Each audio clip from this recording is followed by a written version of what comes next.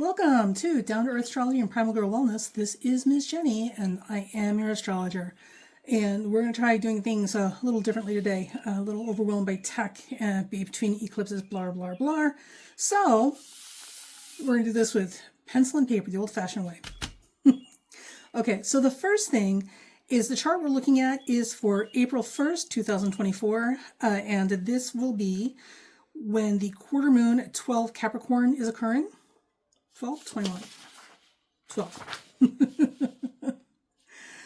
Now, what is important about this particular quarter moon is that at the same time, Mercury is stationing retrograde, good old Mercury, and Mercury will be officially retrograde on the 2nd. So literally right in the aura or umbrella of this quarter moon, we've got a Mercury station. And we have an eclipse coming up not a few days after this. So this is a particularly challenging couple of days that we're going to be going through.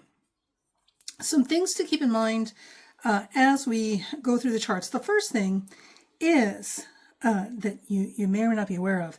Mars and Saturn are approaching each other. They're not exact yet, but they're really close. So Mars is at 7, Saturn's at 13. Mars is approaching Saturn. This is not a fun place for Mars or Saturn to be. And they are simultaneously making a semi-square to Mercury and the North Node. Now, again, these are not exact either, but they will be exact before the month is over. But this semi-square between Mars and Saturn and Mercury and the North Node will be in effect all month long, adding to the wondrous delirium and discomfort that is going to be the eclipse and the Mercury retrograde. So this is an important month, but remember, this is a continuation of seeds that were planted last month. So everything that is happening right now is like the big reveal of a magic trick. There's nothing surprising or new here. If you look and pay attention, all of this will literally be the arms and legs and offshoots of things that we're building and building and building. It's just that now it's all kind of broken ground and it's visible for everyone to see. So this is not just in the external world, but also in our personal lives. So pay attention. All right, so this month, as we go through this quarter moon, the quarter moon is here. So the sun is here and the moon is over here, right? This is our quarter moon in Capricorn. Now, this quarter moon will involve Cupido, which is a lot of the communities and social relationships, right? Our non-nuclear family relationships, as well as our nuclear families. But Cupido is a transneptunian planet, and it represents the ties that bind us socially. So these things, because it's part of a quarter moon, which is actions taken and decisions made, these are our tie-breaking type times when we have quarter moons. Things have to be done. We can't keep talking or sitting on it. We have to make decisions. So actions taken under this quarter moon will absolutely highlight things that have to do with our community relations. So marriage is considered a community relation or a parasocial relationship because it brings two different families together by legal union. So community is very much invested in marriage and the sanctity of marriage, right? So these are things we can expect to be highlighted at this time. And given everything that's going on globally, as far as, us versus them, mine versus theirs, ours versus whatever. Anyway, so it's all very versus, right? Us, them, us, them. Decisions are going to have to be made, and things are going to have to fall into place right now that have a lot to do with reconsidering our positions on this in terms of the bigger picture and what's good for the community as a whole, right? And not splitting the community, but bringing people together.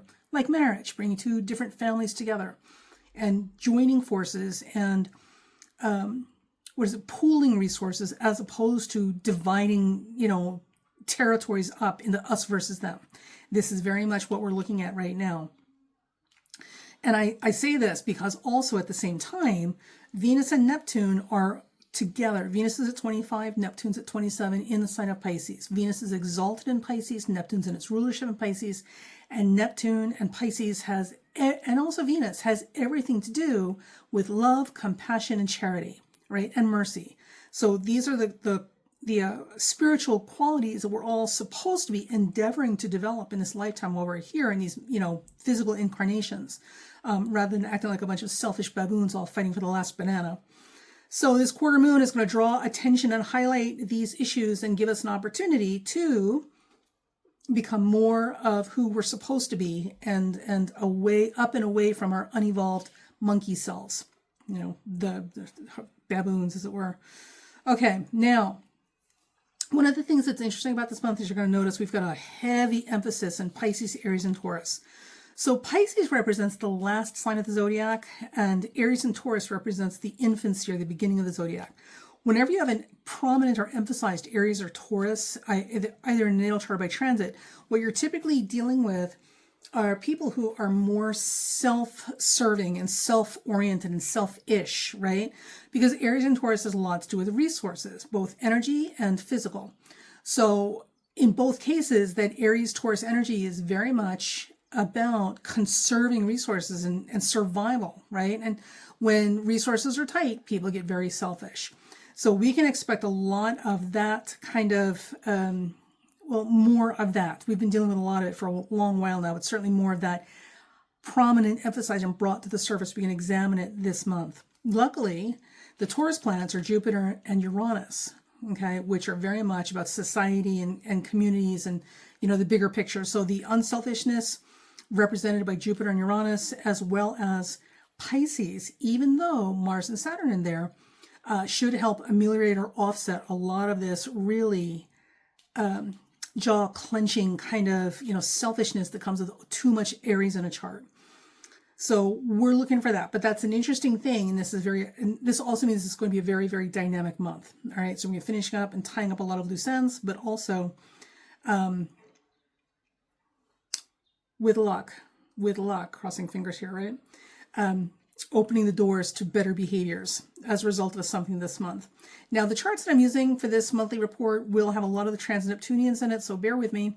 A lot of information here. And also, too, I'm reading this chart upside down, so it's going to take me a second to figure out what I'm looking at. Okay, so hang on while I flip the chart. There we go. If you need to, just turn your computer upside down. Okay, so the Sun, the North Node, and Chiron are all at 12, 16, and 18 Aries this month. Right here, they're all clustered together in Aries. Now, they will be simultaneously making a square to Ceres at 16 Capricorn. And again, Ceres has a lot to do with food and community, right? And the goods and grains of the earth, because Ceres is the earth mother. So we may be looking at some conflict of, not conflict of interest, but certainly some heightened awareness and real demands for action to be taken or decisions to be made that involve literally food and feeding people. So this could be the issues that we're dealing with, the genocide that's happening in Palestine, or along the Gaza Strip, or it could be Ukraine, because Ukraine is a breadbasket. I'm pretty sure Ukraine is the breadbasket of the world. But these are things that are going to come up as focal points under this Mercury station. And also, too, what this could indicate is that at this time, because Mercury is stationing retrograde as we speak, people may be needing to backtrack on some decisions they made earlier, because they may just now be realizing how bad a decision it really was. Okay. We have Cupido opposing Hades and Kronos, and it's going to set up a T-square to Apollon here. So Hades and Kronos are here. Cupido is here. Apollon is, where'd you go, baby? Here we go. It's down here, but that's not right. No, that's Pluto, sorry. No, this is, what the hell am I looking at? I am so sorry, folks. Okay, Vulcanus is opposing Pluto. This will be going on all month long, and it will be exact in about a week or so. It will set up a T-square to Apollon, which is over here, right? So we've got this T-square happening. So with these particular transneptunians involving Pluto, some of the other things that we're looking at, because Vulcanus represents great strength or might or brute force. Pluto, obviously, you know, mass explosions, nuclear weapons, and also weird ideologies, among many other things, right? So there could be an absolute show of force around this first week of the month. And with Apollon involved in T-square, this has, and it's in Scorpio, this has everything to do with wealth. One of the things that's important to understand about this particular month is that we have Alferg, the fixed star Alferg, involved this month and prominent. Alferg is going to be conjunct Mercury that's making the station. Alferg is not a nice fixed star. As a matter of fact, Alferg, I'll pull it up here, is considered a fixed star that represents the testing of angels or testing by angels. It also indicates matters of greed and or a lack of moral compass. So the baddies are going to be really batty this first week of the month, but it'll be all literally out in your face more than ever before. So we may potentially be looking at literally shows of force in the pursuit of wealth, greed, for greed's sake, no other reason. And also a complete lack of moral compass where this is concerned, more than we've already seen, which is pretty frightening. If that is the case, we got a lot of work to do.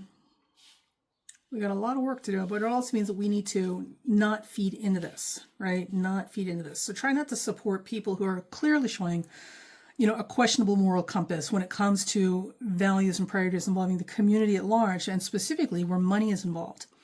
The sun this month will be at a critical degree, further emphasizing this quarter moon. So this is a time of extremely important decisions. And the moon, unfortunately, will be in its detriment while this is happening. So the moon is weak. The populace is weak. The populace is conjunct Cupido, which also rules communities and relationships. So relationships may get burned this week. Just challenging is a good word.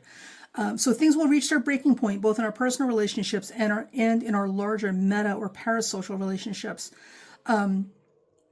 Things that break, we're not strong enough to survive, but also, too, it's up to us when we're doing the cleanup to figure out how to make this better. Now, remember, Mars and Saturn are together this week and moving into a conjunction in the next week or so.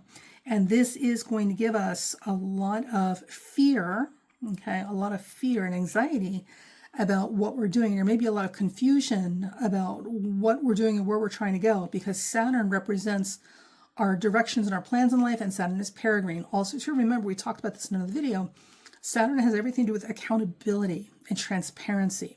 So as Mars creeps closer to that Saturn, we can see, or we will see, more and more and more of transparency and accountability as a result of it. That's going to come into play, and not in a way that's going to make some people happy, but it will be very, very important. And also, because it involves Hades and Kronos, expect this transparency and accountability to show up at the highest levels of the land, right? So the rulers and executives, people who run things, make decisions, these are the ones who are going to have their feet held to the fire.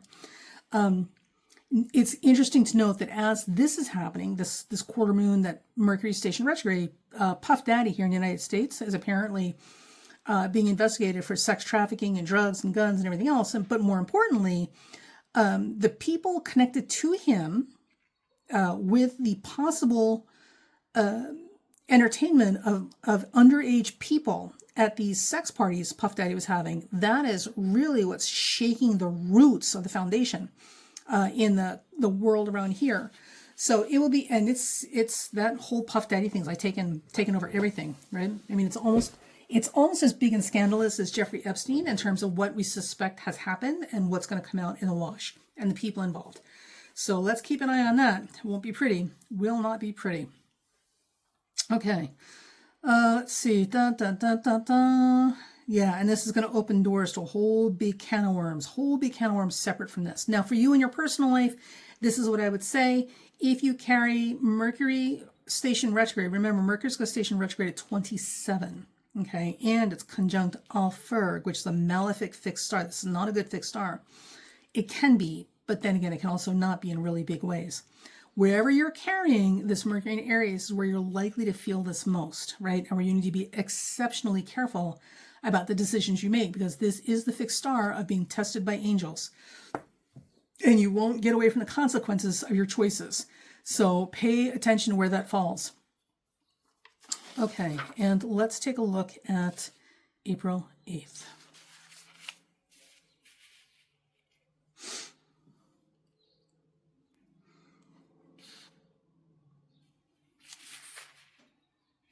All right, so that's not the one I want here. This is the one I want. All right, now on April 8th, da, da, da, da, this is the big one, honey. This is the big one. This is the eclipse.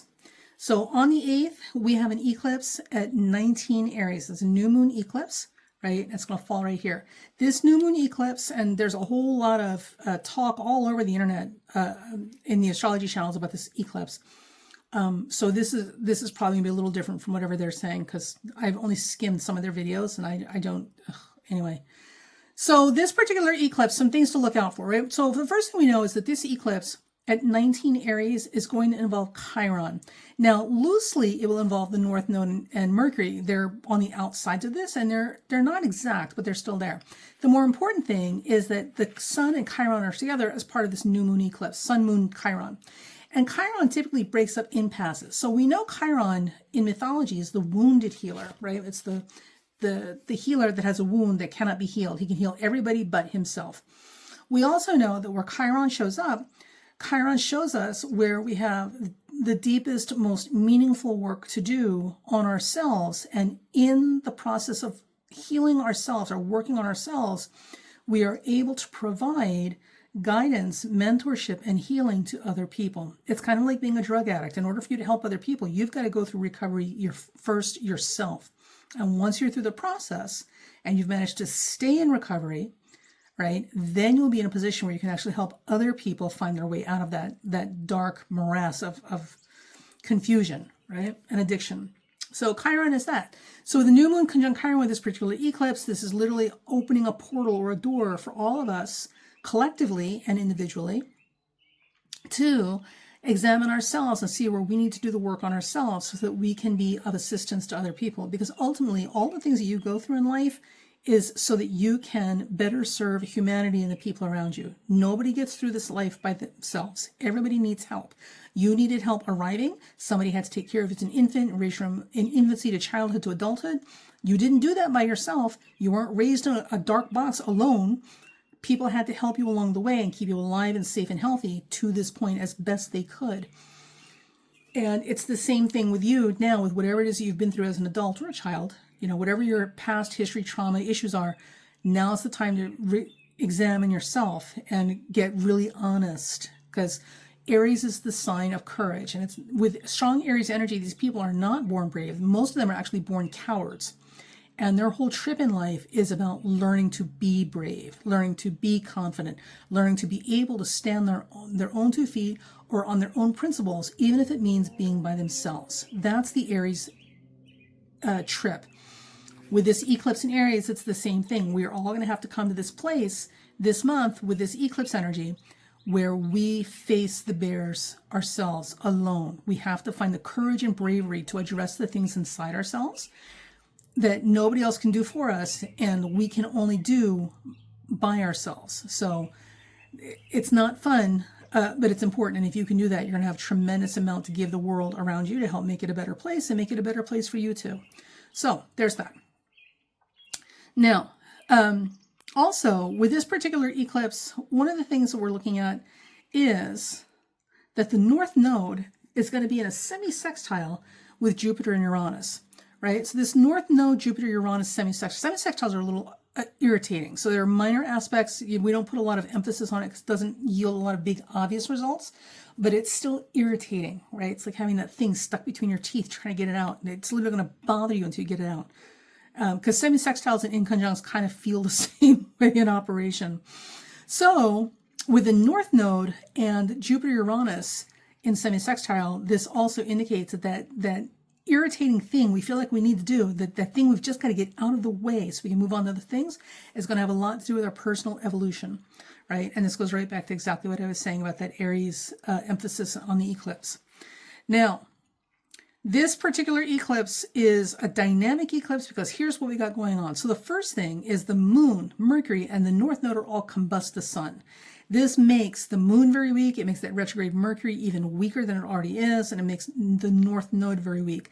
So it may be very difficult figuring out what exactly we're supposed to be doing. So you may literally feel like you're operating in a cloud of confusion or in the dark, but hang on to your faith, meditate, rinse your brain, clear your mind, get quiet, and wait for the clarity to come. It will come. Right now, it's going to feel a lot like what they describe people feeling after a bomb explodes. So when a bomb explodes, my understanding is that after the first shock wave, like you can't hear anything, right? It's just like you're deaf, you're temporarily deaf. And there's so much clouds and debris and dust and everything like just kicked up everywhere. You can't see like your arm's length in front of you. Everything is just in complete upside down chaos. You can't see, you can't hear, you're disoriented. You may not even be the same position you were when the bomb went off. If you were standing, you may be on the ground. If you were on the ground, you may not be in the same place you were on the ground, right? So in that moment, immediately after an explosion, there's just no idea where you are in time and space. You're just kind of like, oh, I don't know what's happening sort of stuff. And you have to kind of wait for the dust to settle and the shock waves to stop, right? To kind of, get reoriented and figure out what's happening and where you need to move next, what direction you need to go in, and what just happened. Moon, Mercury, North Node combusts the sun during this eclipse is going to give you the same effect. So don't panic, right? Understand that this is kind of what's happening. Like we're dealing with shock waves after an explosion. Just stay calm, stay put. Don't make any major decisions at this time. Don't make any major actions if you can avoid it. And wait for the dust to settle and the clarity will come. And then you'll see what it is that you're actually working with. Okay. At the same time, under this eclipse, Venus will be under the sunbeams. So here's the good news. Our relationships, for the most part, will not be adversely affected by this eclipse. I mean, some of you may be going through some stuff no matter what. But for the most part, everyone's relationships they'll be a little tense and a little fragile, but they won't be completely blown up unless that was supposed to happen. So there will be support for you during this time. So literally hold each other's hands, and just wait for the dust to settle. Now, at the same time, because the news just couldn't get any better on this damn eclipse, Venus, which is on the sunbeams, okay, so we've got some support here with people around us that's not completely obliterated, right? Like everything else is going to appear to be. It unfortunately will be conjunct a fixed star called Deneb Kaitos, which is another malefic fixed star. Deneb Kaitos is not a happy, here it is. It is not a happy fixed star. It represents disgrace, devastation, misfortune, shame, selfishness, and cruelty. So this particular eclipse is going to be a less than happy, fun eclipse. And remember, testing by angels, right? This week before we even got here, because these things all build on each other, right? Before we even got here, Mercury, which was stationing retrograde on the fixed star Alfurg, which is the fixed star that indicates testing by angels, greed and or, greed and or a lack of moral compass. So your moral compass is going to be tested from the beginning of the month all through the month, but it really comes to a head right here under the eclipse. Now, the other thing I want to point out about the eclipse is the eclipse, because they're super full moons and super new moons, they have much bigger timelines than a regular full moon and a new moon. So the eclipses, my understanding is that for the 3 days before the eclipse and for 10 days after the eclipse is when it's particularly unstable and still very, very active as if it were happening right now. So with eclipses, we don't limit ourselves to the day. So we don't limit ourselves to April 8th. 3 days before, which would be like the 5th, right? On 10 days after would be like the 18th. Is this window around the eclipse that we need to be really careful in, because the eclipse is still very, very much active. It's kind of like a bomb that hasn't necessarily detonated yet. So all this stuff, especially with Venus on Deneb Kaitos, which is a horrible fixed star, and Moon, Mercury, North Node combust the sun during the eclipse. This is not fun times. So be kind and check yourself, because the angels may be testing your moral compass. Okay, some other things that are happening around this eclipse. We have Vulcanus making a T-square with Pluto and Apollon, which is going to be going on most of the month as well. And again, this has a lot to do with greed and commerce. So money, commerce, greed, more of that under the eclipse, right? And, this is not anything new. Unfortunately, it's been going on for so long. And at this point, to such an excessive degree that we take it for granted that it's just expected, right? But this is not normal. I think the most important thing that we take away from these charts, especially right now with this eclipse, is this is not normal, right? Excessive greed, excessive self-serving, behavior, like a lack of moral compass. None of these things are normal, nor should they be acceptable. So for whatever reason and however it's given to us, we're having our attention squarely drawn back to this thing, right? Greed, selfishness, lack of moral compass, and facing it, because we're with all this Aries. Remember, Aries is about bravery and courage, the ability to stand true to something, even if it means being alone when you do it, right? Aries is not born brave. They're learning to be brave in this lifetime. So all this Aries in this chart with this new moon has a lot, in Aries has a lot to do with having the courage to stand up and fight the good fight and speak up when necessary, even if it means you're the only person speaking up. So there's that. All right. Now, some other things we've got Admetos with Pallas Athene. Admetos is, where are you, babe? Here. And it is opposing Pallas Athene. So legal challenges, legal stuff, which is here in the United States, is more the same. But this is really coming into sharp relief and really, really going to be tested, stretched to its limit, taught and then tested. We're not quite there because there's still some distance between Admetos and Pallas Athene, but it's coming. The other thing, too, is Admetos has a lot to do with obstruction, right? And things that are deliberately obstruct and interfere. So we may see literal shameless, visible, like obvious obstructions occurring that involve the legal system. Now, with this particular thing, it also sets up a T-square to Trans-Pluto and Juno, which has a lot to do with marriage partners and also reproductive organs. So the conversation about reproductive rights for men and women, but women especially, right? Especially here in the United States, may be the thing that's coming up under this eclipse. And for whatever, I don't know why this has to do with money. And I know it has to do with lack of moral compass. That makes sense, but I don't know where the money's coming from with this. But this may be what we're seeing coming up. The other thing, too, is it is entirely a possibility that child brides, right, underage marriages may also be coming up at this time with this particular T-square, okay? So, and this is not a happy time. So this eclipse, this whole eclipse window is not going to be fun. So, get yourself squared away and set up to be as supportive as possible to other people, because you might need that support too. It's not enough to not pay attention, because if you don't pay attention, you get blindsided, and that really hurts. So pay attention and make sure that you are prepared to offer other people the support that you would want when you find yourself getting hit with stuff that you weren't expecting. All right, so now we're going to take a quick look at the comparison between, or the progression, right, the transition between April 1st and April 8th. So when we start April 1st, we start out with Venus and Neptune together. The only changes that are happening in this week from the 1st to the 8th under the auspices of this eclipse window before the eclipse happens is that Venus will be the only planet that has transitioned into a new sign at this time. So Venus will have moved into Aries, and this Mars-Saturn that was not so exact at the beginning of the month now is within 2 degrees of each other. So that Mars-Saturn conjunction along with Venus and Aries is now, these are now players in the game, right, in a big way. And this is not a happy thing. So with Venus moving from Neptune into Aries, it shows the transition from being service-oriented, community-oriented, compassionate, all for one, the Christ love, all this sort of stuff, to me, mine. Venus in Aries is very competitive and it's very selfish. And if you know people with Venus in Aries, they are driven by their vanity and competition. They're always looking left and right to see what other people are doing, to see how they measure up against them, kind of thing. So that's a problem, because Mars, which will be dispositing that Venus, right, is moving into a tight conjunction with Saturn.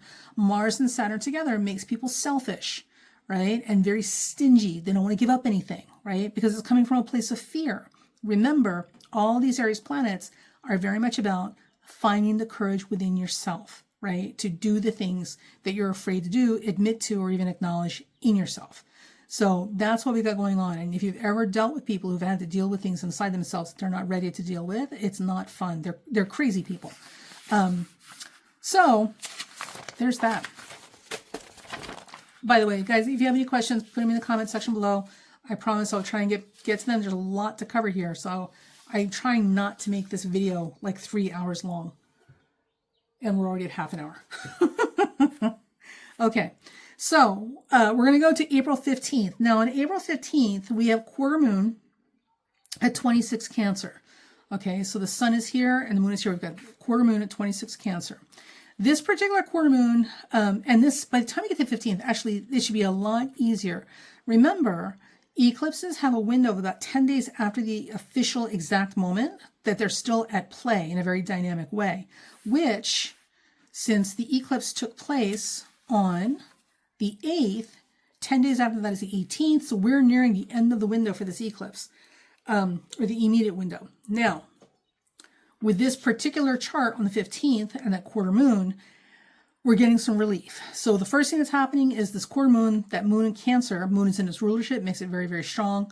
And that moon will be sextiling Jupiter and Uranus, which is going to give us a chance to breathe and come up with solutions, ingenious, innovative solutions.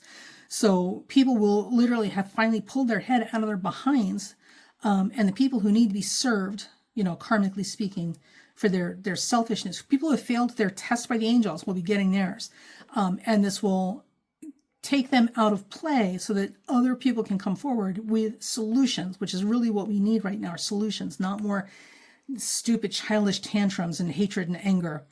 The other thing is that Mars will have moved to the other side of Saturn. So Mars will have moved away from Saturn, which takes the pressure off. So a lot of this exorbitant, overwhelming fear and anxiety that people were operating with under this eclipse is now starting to dissipate, right? People are starting to finally like calm down and take a damn breath.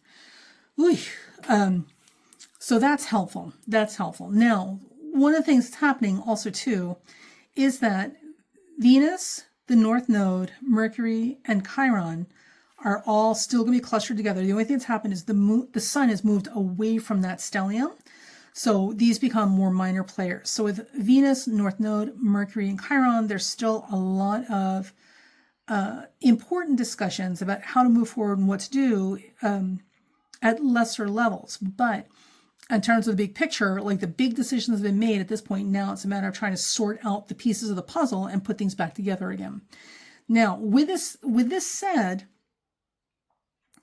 Mercury will be making an exact semi-sextile, because Mercury is, or semi-square, I'm sorry, semi-square. Mercury and Chiron are here, and it will be making an exact semi-square to, it's here. Yes, it's here. To Mars and Saturn. So the thing with Mars, Saturn, and Mercury, Chiron semi-squares. Semi-squares are a pain in the butt aspect. I don't like them. And again, it's a minor aspect, like a semi-sextile that we don't really use too often. So what that will do is that will give us still some residual irritation and anxiety. So we're not out of the woods yet, but we are getting there. Try to err on the side of charity, because it's very, very easy to be a selfish git at this point and be wrong. So, because this selfishness that we're going to see is going to be coming from a place of fear, and that's never the correct answer. Never make your decisions based on fear. They're always the wrong ones. Okay. So this stellium, Venus, North Node, Mercury, Chiron will be squaring Ceres still, but it will be exact, right? Mercury and Chiron will be exact Ceres. So that conversation we were having about foods and grains and feeding people and motherhood, all of these things that were up for discussion early in the month are really going to be honed to a fine edge right now. So we're really going to get into the details and more specific things at this time, and hopefully we'll be able to find the key that unlocks the lock.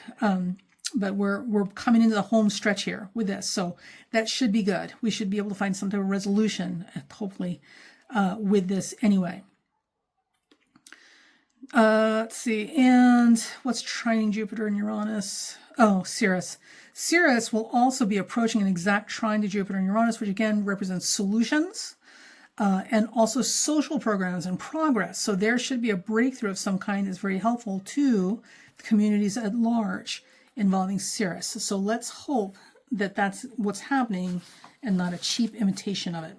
All right. Vulcanus will be opposing Pluto exactly at this time. Vulcanus and Pluto is here. Vulcanus has to do with brute strength, might, great force. Pluto also explosions, nuclear power, energy, mass, mega, whatever, right? So with Vulcanus opposing Pluto, there's the possibility that we may be looking at dealing with some knucklehead who is going to threaten to blow up the world, because that's what, idiots do. It will still be T-square to that Apollon, but it'll be a wide T-square. The exact opposition between these two, the transneptunian and Pluto, is more of my concern. So let's keep an eye on that. Nobody's going to blow anything up, but the threats will be there. Certainly the threats will be there. Or the concerns. Okay? And during this time, because this is the quarter moon, the sun will now be conjunct Alphurg, which is that fixed star that we said which is this. The sun, as part of the quarter moon, is conjunct the fixed star Alphurg, which we said had to do with being tested by angels, lack of moral compass, wealth because of greed, yada, yada, yada, like all the bad stuff. So that's something to keep in mind. Now, it's not all bad, because while this is happening, okay, the moon, which we said was in its rulership in Cancer, makes it very, very strong as part of its quarter moon. And the moon in Cancer does have a very fine moral compass. Will be in mutual reception by exaltation with the planet Jupiter, which again has everything to do with moral compass. So the other side of Alphurg has a lot to do with success by determination. So at this time, some people may be seeing the fruits of their labor come into fruition, or maybe finally settling in and putting the nose to the grindstone and starting things that will be incredibly successful because of their determination. So, and because Mars and Saturn also together here also represents discipline. So things initiated at this time, so have the hallmarks of potential success if you're willing to do the work, because of the fixed star Alphurg, which is success by determination, Moon in Cancer, which is an excellent position for something to be in mutual reception with Jupiter and Taurus, right, which also has to do with steadfast applications of effort, and the finest and highest expressions of these two planets and signs, Cancer and Taurus, Moon and Jupiter. So there's that. Now, the things that are problematic, of course, is that Venus is in detriment because it doesn't like being Aries. Aries is a very selfish sign, and Venus is a Libra social partner sign. So Venus is uncomfortable in Aries. It doesn't function as well. It doesn't shine as well in Aries. So relationships may not be as ducky as we'd like them to be. So be patient. And then also, stand your ground, have your boundaries, be your own best advocate at this time. And Saturn, of course, is peregrine, which it's been all month, and since Saturn's been in Pisces, which means that at some points, we may have literally no freaking idea what we're supposed to be doing or where we're supposed to be going, and we're more painfully aware of how much we're winging it and making it up as we go along than we ever were. So there's that. Okay, now, my friends, this is April 23rd. So April 23rd is bringing us towards the end of the month. Now, so far, we've had a very dynamic, active month full of sharp turns, twists, and surprises. But the keywords and the themes and the call to action represented by the planets and signs has been there all month long. And it has a lot to do with, being your true, authentic self and standing up for not only yourself, but for other people, being a champion, right? Being an advocate, both for yourself and for other people, because that's that Aries energy, bravery. And it's also the Pisces energy, compassion, right? So, it's going to be quite the month, but this is what we see this month in our personal lives and in the outer life will be absolutely in direct correlation with everything that we have planted and or tolerated or allowed to exist up until this point. So if you find yourself making major decisions about how you're going to change the trajectory of a course of events, either personally or publicly, like in your personal life or in the community life, you're going to see it in April. But believe me, this all started back before then. This eclipse in this month is just bringing it all front and center on the table, and launch. Okay, so April 23rd, 2024, we've got a full moon in Scorpio. Now, the full moon in Scorpio, the moon is in its fall. It does not like being in Scorpio. It's an unfortunate position. At the same time, Venus will be in detriment and under the sunbeam. So what I would say is this week around this full moon, and especially close to the full moon, relationships are going to take a hard hit, like a 1-2 punch to the gut. So be prepared for that. And if you don't want conflict in your relationships, this is a really good time to plan ahead to avoid that. And also, when it does get here, understand that people are not going to be at their most perceptive or aware. It's going to be a lot of irrational, personal stuff happening that's making them just a little nuts and a lot more insecure and sensitive. So keep that in mind when you're dealing with people. The Sun will be conjunct the fixed star Sheraton. The Venus will be conjunct Beta Catos, and Mercury in the North Node will be conjunct fixed stars Alpha-Rats. So the first thing is Sheraton. Sheraton, the fixed star, is the ram's horns, which is going to make people a little more belligerent than usual, right? Just what you need to hear. A little bit more belligerent, a little more careless, and a lot more risk-taking. So this is what I'm saying. Plan ahead in your relationship so you can avoid the worst of this, right? Because people are just going to be stupid. Not everybody, some people. Venus conjunct Beta Catos. Beta Catos, well, let me see. Hold 1 second.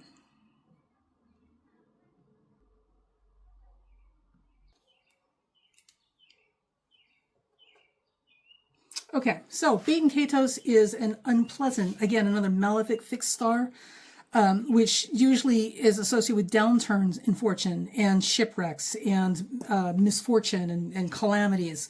So this conjunct Sheraton, we can expect somebody somewhere to do something stupid that could affect a whole bunch of people, right? And this would be deliberate actions. So we want to kind of keep an eye on that and try to ameliorate that or neutralize it before it happens as much as possible. Some things are unavoidable. And some things are. So if we can't avoid something, we can certainly try and minimize its impact. So that is something we want to keep in mind as we're watching our leadership around us and certainly our personal relationships around us. Now, at the time of this full moon, within 2 days, Mercury will be stationing direct at 16 Aries, and that's the good news. So we can, and this further emphasizes this quality of the full moon, right? So we know when Mercury makes its station, retrograde or direct, it's a concentration of energies and things tend to go haywire in big ways, right? Mercury station in direct, like everything's about to get let loose, catapulted forward with tremendous momentum and energy. And this is happening simultaneously with a full moon. So we can expect some big fireworks going on in the world. So again, it doesn't have to be all bad. This is certainly not good. But if we pay attention ahead of time, we can certainly try and ameliorate some of this. While this is happening, Mars will now be moving into conjunction with Neptune. So that will do one of two things. And it's literally, your guess is as good as mine as which direction this goes in.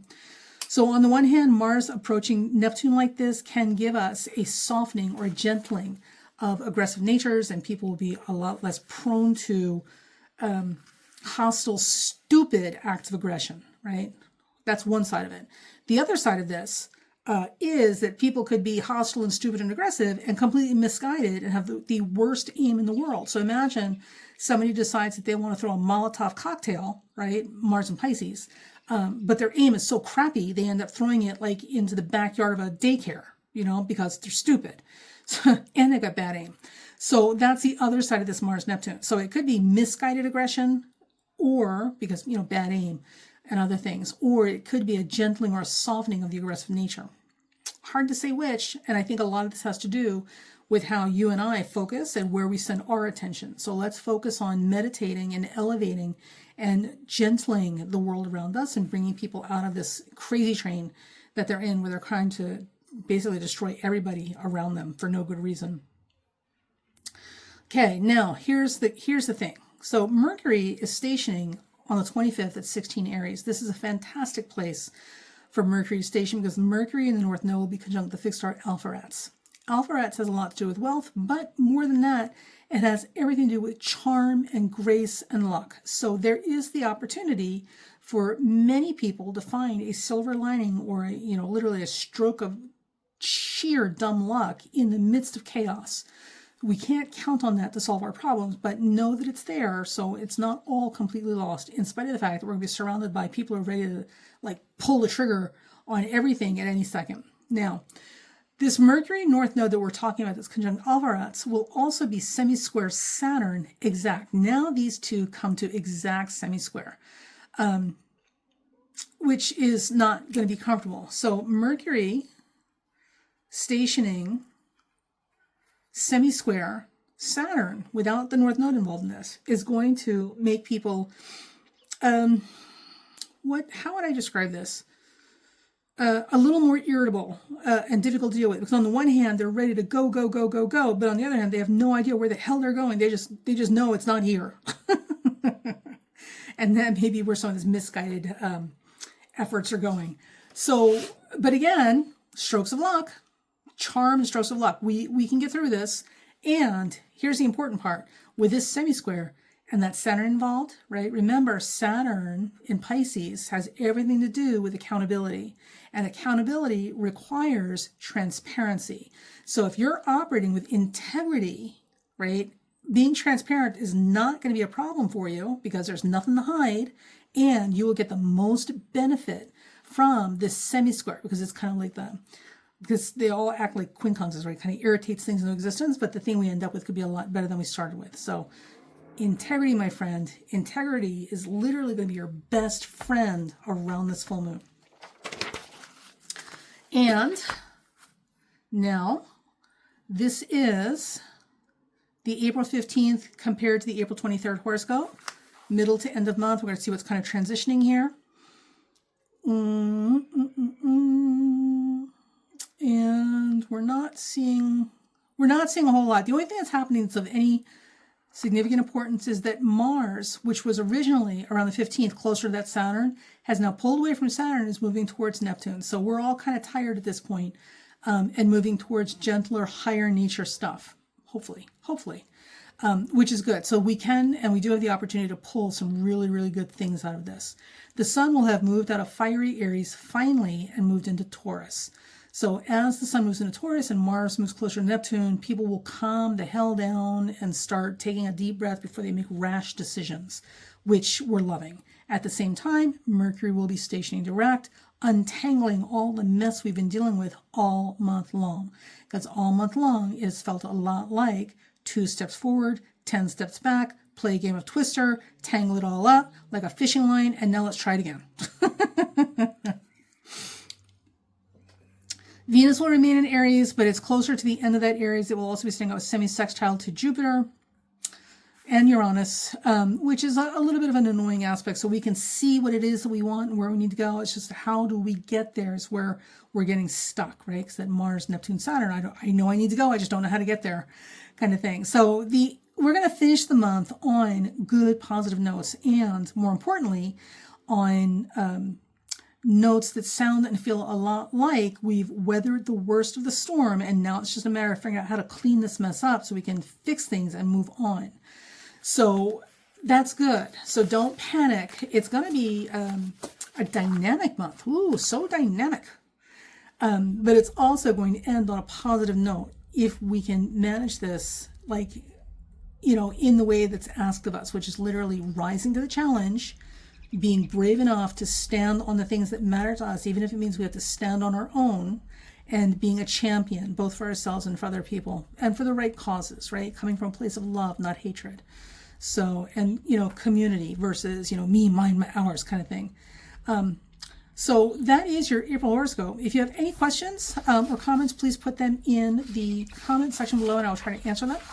And I just want to finish up by giving you a little story about this bridge between the eclipse period, between these two eclipses, because I thought this was kind of interesting. All right, so hang on. So if you've watched the videos prior to this, when we were talking about the eclipse period, right, and these two particular eclipses and the week between them being kind of like an unstable bridge. So, and more importantly, to treat everything as you're walking on eggshells, right? Because you never know when things are going to blow up in your face. So here's my funny story. Sorry.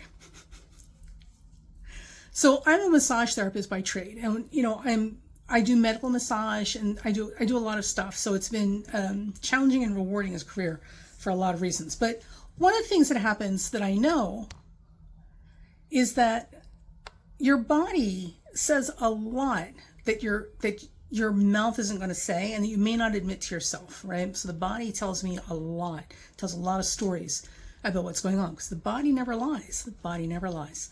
So I had a client on the table the other day who was charming, lovely, and clearly, from what her body was describing to me, this is somebody who's very driven, very hyper-focused and driven, to the point of maybe even being a detriment to herself, right? Because literally you couldn't turn her neck. Like her muscles were so tight that literally if you tried to like just turn her head slightly so you'd work in the neck, like it just wouldn't go, right? It's like what my neck is doing is pretty much what you would get out of her. So, there was that, and there were some other things, that the body's present. And, these are things that the body says. Now, there's a really good book called Your Body Speaks Your Mind by Deb Shapiro. So if you're interested in stuff like that, I would recommend looking it up and reading it. It's an excellent book. But there's a lot of truth to be said about the body will say things that your mouth or your mind won't, right? There's a reason we love body language experts, because the body never lies. So anyway, I'm doing this thing, and I have concerns for this girl because she's young and she shouldn't be this wound up. You know what I mean? It can't be healthy. It can't be healthy. So at the end of the massage, everything went well. And I was like, listen, by the way, I take it for what it's worth. I'm just a massage therapist. But what I'm seeing is it looks a lot like you're very hyper-focused and driven, but you also may tend to shoulder the burden of work unfairly and take on more of it yourself than is fair. And you drive yourself really hard and blah, blah, blah. And if, you're feeling like your foundations aren't as stable and secure as they should be, this is going to be an impediment to you accomplishing as much as you can. Because she's capable of accomplishing a lot, but if her foundations are not stable underneath her, and there's a whole thing with the body that was indicating that, it's going to be a problem, right? And who doesn't want people to reach their maximal potential, right? And clearly this could be an issue for her. So, and I'm like, just, take it for what it's worth, right? And that was the end of the massage. So went up, checked her out, got my tip. Everything seemed fine. She was smiling, charming when she left. Didn't seem upset. Didn't think anything of it. 2 days later, I got a note from my boss. She had sent my boss this nastygram message saying, literally completely off the freaking rails, angry, right? Saying that the massage was fine and blah, blah, blah. It was good, in fact, did everything you need to do, blah, blah, blah. But that last 60 seconds of the thing, like when she's telling me this, that, and the other thing, blah, blah, blah, and who does she think she is, and yada, yada, yada. And, she needs to stick to what she's good at. She's blah, blah, blah, oh, wow. I mean, we're talking like off the rails, crazy train angry. And I'm just like, ooh, that must have struck a nerve, right? I'm like, well, and then I'm reading, I'm like, yeah, she either didn't hear what I was saying or she missed a few parts, because the way she's interpreting this is not the way it was delivered, right? Because the thing, like you say one thing, people hear another. So just for documentation, like I wrote to my boss and I'm like, listen, if you want to forward her an apology from me, here's my apology, because clearly she's distressed and that's not okay. And I'm like, here's a recap of what happened and what was said, right? And I wrote it to her and sent it to my boss. My boss decided it wasn't worth, getting involved in all of that. Just let it go. She's already apologized for me and just let it go. Just need to give me the feedback. But I was hurt, sad, dismissed. I was distressed. I'm like, Jesus Christ, like nobody needs that, right? So, and then I thought about like, oh my God, we're between eclipses. We're between eclipses. Some people are completely off their freaking rocker right now and literally walk on eggshells because it might blow up in your face. So I got a reminder why I need to take my own advice. So I just thought I'd share that with you. I thought it was a funny story. Or well, maybe not a funny story, but it was an ironic story, like reinforcing this instability. So all of this is to say, my friends, that we've still got 10 more days of this after the eclipse. So we're in the soup until about the 18th. And the thing about it is, I want you guys to know, is that between this eclipse on the 8th and the 18th, which is that 10-day bridge away from it, people are more prone to violence. Like she had a very hostile outburst, but it was verbal and it was on paper, right? I mean, that's not going to threaten my life, or my livelihood, because I'm extremely good at what I do. And there are a lot of people who want that kind of feedback if you can give it to them, right? So I feel bad that she didn't hear it the way it was delivered, and that clearly it struck a nerve, because I don't want to cause anybody distress, but at the same time, it's not life-threatening. However, for you guys, I want you to know between the 8th and the 18th, as we're working through those last 10 days of this eclipse coming up, we got more of that, except like to DEFCON levels 5, right? So the potential for violent outbursts, not hostile verbal outbursts, but physically violent outbursts without even realizing what the hell you just did to set that off is completely possible. So again, continue treating almost every situation as if you were walking on eggshells, and that could potentially blow up in your face at any second until we get past the 18th. All right. So this has been your April horoscope. Hope you guys are doing well. We'll talk to you later.